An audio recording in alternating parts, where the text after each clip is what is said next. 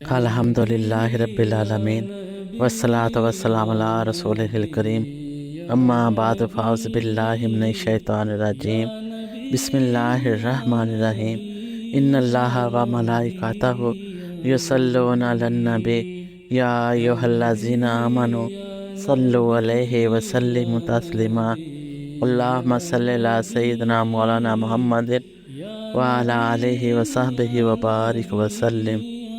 دینی زندگی میں صدقہ و خیرات کی جو اہمیت ہے اس سے صرف نظر نہیں کیا جا سکتا۔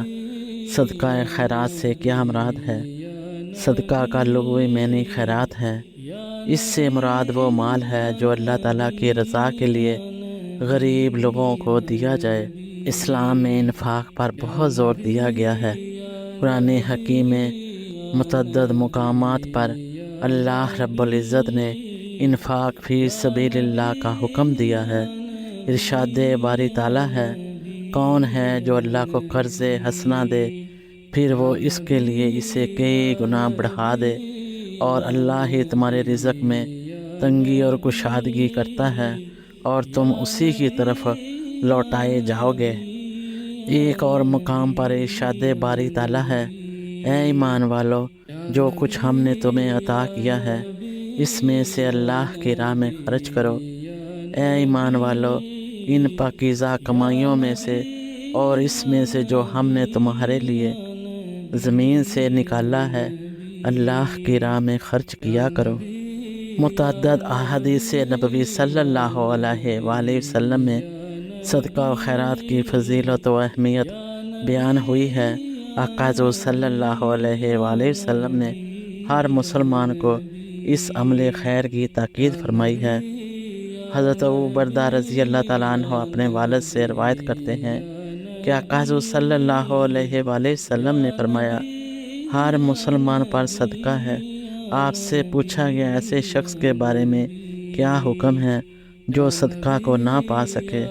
آپ صلی اللہ علیہ وآلہ وسلم نے فرمایا، اپنے ہاتھوں سے کمائے اور اپنے آپ کو نفع پہنچائے اور صدقہ کرے۔ عرض کیا گیا، اگر یہ بھی نہ کر سکے؟ فرمایا، کسی مجبور اور پریشان آدمی کی مدد کرے۔ پوچھا گیا، اگر یہ بھی نہ کر سکے؟ فرمایا، نیکی کا حکم دے۔ کہا گیا، اگر یہ بھی نہ کر سکے؟ فرمایا، برائی سے باز رہے، یہ بھی صدقہ ہے۔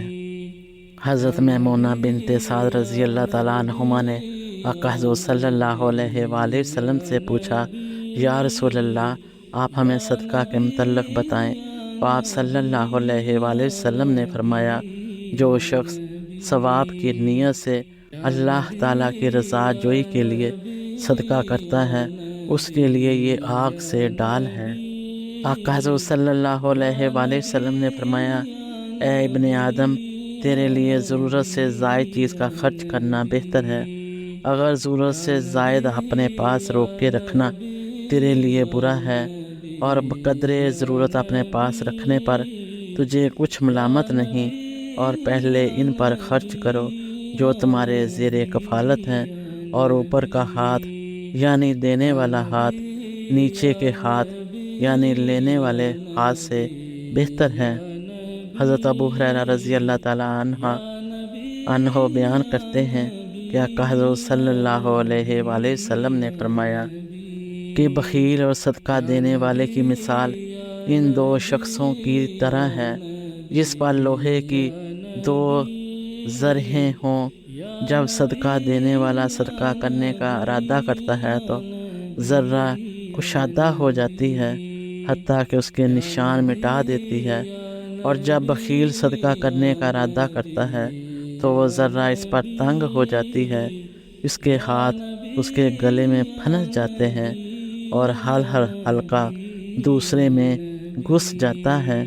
راوی کہتے ہیں کہ میں نے آقا حضور صلی اللہ علیہ وآلہ وسلم سے سنا، آپ صلی اللہ علیہ وآلہ وسلم نے فرمایا، بخیل اسے کشادہ کرنا چاہتا ہے مگر وہ کشادہ نہیں ہوتی۔ حضرت اسماء بنت ابی بکر رضی اللہ تعالیٰ عنہما بیان کرتی ہیں کہ مجھ سے آقا حضور صلی اللہ علیہ وآلہ وسلم نے فرمایا، خرچ کرو اور گن گن کے نہ رکھو، ورنہ اللہ تعالیٰ بھی تمہیں گن گن کر دے گا۔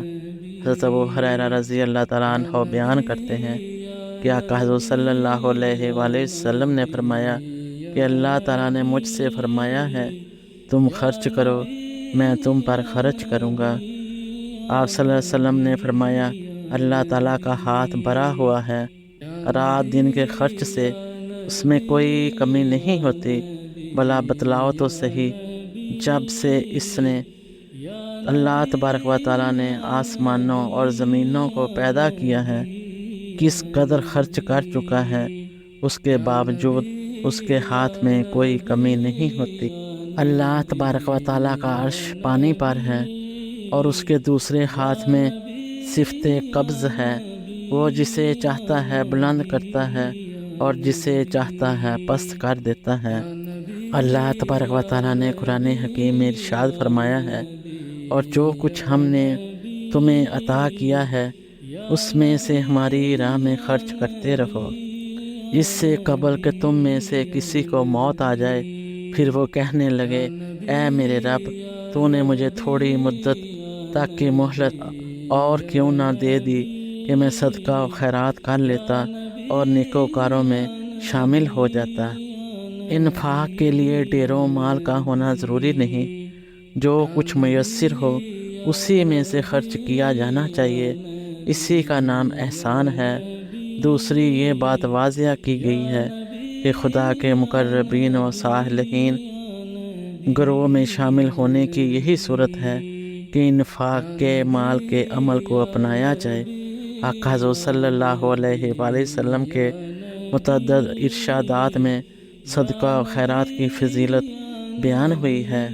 اگر مال اللہ کی راہ میں خلوص دل سے خرچ کیا جائے تو وہ اسے اپنے ہاتھوں سے وصول فرماتے ہیں۔ نماز، روزہ، حج، زکوٰۃ میں سے کسی عمل کو اللہ تعالیٰ نے یوں نہیں کہا کہ جب بھی تم ادا کرتے ہو تو میں خود بڑھ کر اپنے ہاتھوں سے وصول کرتا ہوں۔ اللہ تبارک و تعالیٰ ہمیں قرآن پاک کے ارشادات کی روشنی میں اور آقا حضرت صلی اللہ علیہ وآلہ وسلم کی احادیث مبارکہ کی روشنی میں ان باتوں پر عمل کرنے کی توفیق عطا فرمائے۔ آمین ثم آمین۔ جزاکم اللہ خیر و احسن الجزا۔